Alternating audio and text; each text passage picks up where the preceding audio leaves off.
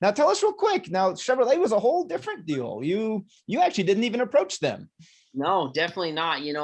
I've always been a Chevy guy, and thought, man, it'd be great to get a manufacturer back involved in short course, and to be able to partner up with somebody and work with somebody. Obviously a manufacturer is the pinnacle of sponsorship that you'd like to be involved with or work with.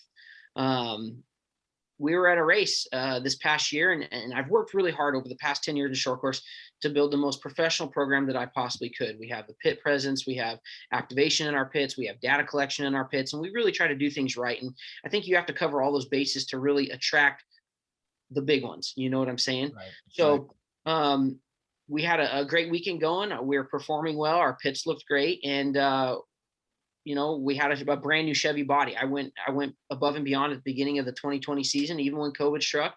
And I really wanted to do a new Chevy body. A lot of guys run Fords or older Chevy bodies, but I wanted the most up-to-date 2020 Chevy body. If I knew, or if I thought I was going to have a chance at getting a manufacturer involved, I had to be on the leading front or cutting edge of making sure that my trucks looked as professional as possible, but not only professional, but OE related.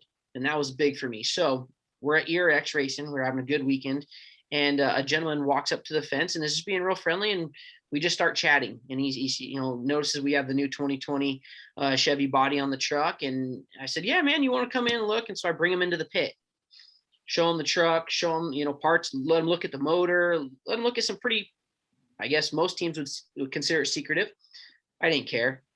Come look at it, check it out. And we're having a good time talking and walking around the truck. And he notices we run Corvette fans on the truck, which is kind of, very different than what a lot of guys do.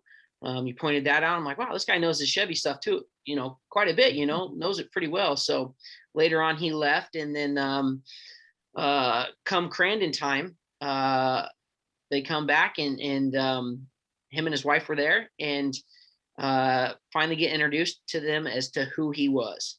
And it turns out he was the head of Chevrolet Propulsion, or GM Propulsion.